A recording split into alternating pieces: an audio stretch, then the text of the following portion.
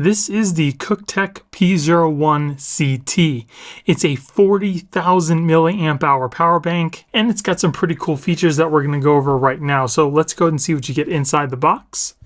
So here we have the power bank itself.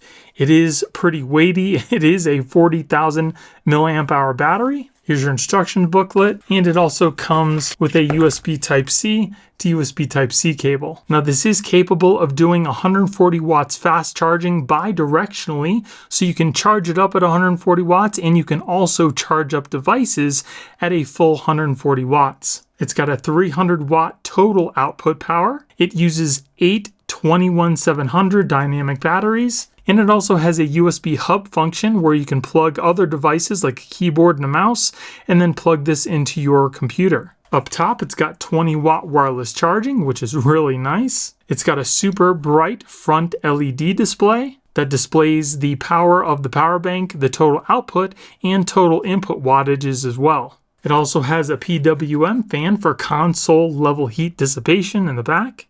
It also has multi-protocol compatibility, so it's going to work with mainstream smartphones, laptops, tablets, and other devices on the market today. It also has a low current mode for charging smaller devices, such as smartwatches and earbuds. It has a flame retardant shell and also comes with multiple safety protocols. So let's take a closer look at the power bank itself.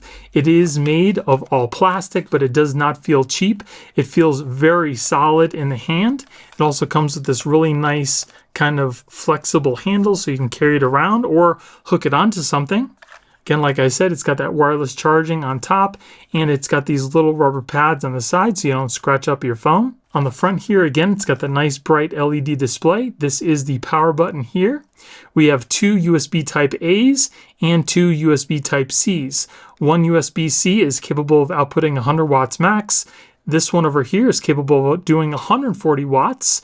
This USB Type-A is capable of doing 120 watts. And this USB Type-A over here is capable of doing 22.5 watts max. On the bottom here, we also have a really nice soft rubber pad, so no matter what you put this down on, it's not going to move or scratch up the top of your table. Now, even though this USB-A port is capable of doing 120 watts, the only way you're going to be able to utilize that is to use a Xiaomi phone that uses a 120 watt charger with its original cable. If you try to use these USB-A ports with other devices, typically you'll get about 15 watts. Okay, so here I have my iPad Air. We're only charged up to about 60 something percent.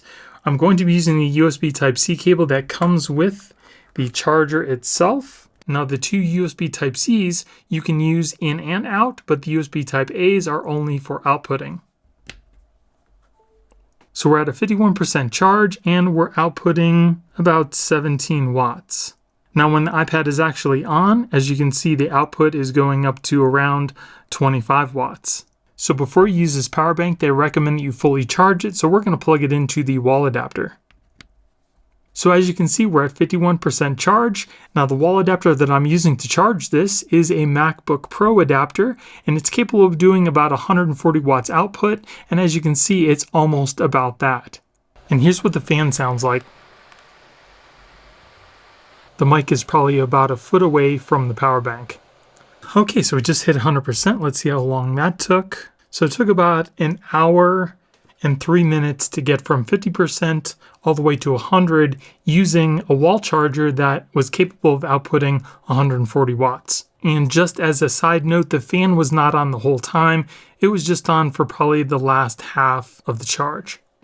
Now I'm going to show you the wireless charging feature. So you don't have to turn the power bank on. It automatically turns on itself when you place something on the wireless charger. Here I have my Galaxy Flip 4. I'm just going to simply place this on the top of the charger. As you can see, it turns on and we already are starting to charge. It will go up to probably about 10 watts. As you can see, the phone is starting to charge now. So it only does about 9 watts when wireless charging the Galaxy Flip 4. I'm not sure why it's only 9 watts. It probably should be at least around 15 to 20, but that's what this unit is doing. Now you can also wirelessly charge other devices as well. Here we have some Samsung Galaxy Buds. Just simply place those on the top here and it'll start to wirelessly charge there. Now these buds are not charged at all, and I'm not sure why this is only doing 1 watt to charge up these earbuds on the wireless charger, but that's what this unit is doing. So now we're going to do a battery capacity test. Here I have my MacBook Pro. It's the biggest device that I have with the biggest battery that can charge the fastest. Here, as you can see, we're sitting at 2% battery life on the MacBook Pro, and we're totally charged up on the power bank. So when the MacBook Pro is all done charging, we'll see how much battery capacity we have left on the power bank. And that should give you some idea of how many times you can use this power bank to charge up large devices like a MacBook Pro.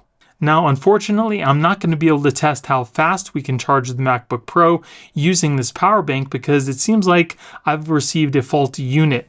The fastest USB Type-C port on the power bank will not charge any of my devices whatsoever. So we're going to have to fall back to the 100-watt port.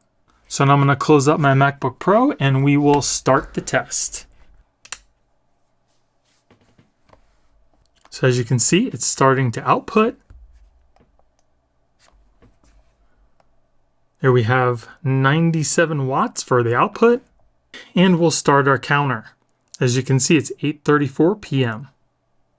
All right, so we're at just about an hour and 48 minutes in, and the MacBook Pro has total charged to 100%, and we have 13% left battery life in the power bank.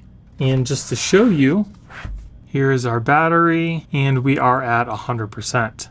So you know you can at least charge up a 16-inch MacBook Pro one time and still have a little juice left in the power bank. Now just to show you that I wasn't lying about the fast charge port, I'm going to unplug it from the 100-watt port and plug it into the fast charging port. As you can see, nothing is happening. There's no output. It just simply doesn't work. Now the power bank also has a USB hub feature where it gives you access to these two USB-A's on each side. You can plug in peripherals, or you can also charge devices. And the way that you put it into its hub mode is you just double press the power button. And as you can see, the little hub icon shows up. Then we'll plug this into our PC. So we are connected up to my desktop, and as you can see, because the desktop is supplying power, it's also charging the power bank while we're using it. I'll plug in our flash drive here.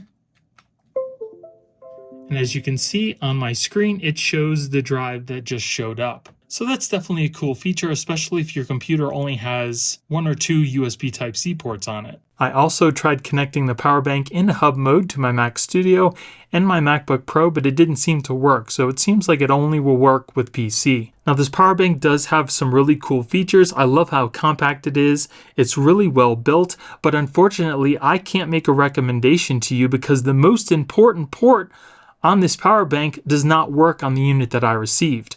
Now I'm sure they're not all like this, and the one that you would pick up I would assume would work, but because that port doesn't work, I can't test it and make a recommendation for you. But if you guys do want to pick this up, I will be putting a product link in the video description, and if you do end up picking one up, definitely let me know your experience in the comments below. If you guys enjoyed the video, it would really help out the channel if you gave me a thumbs up and consider subscribing. Thank you guys for watching. I hope you have a great day, and I'll see you in the next one.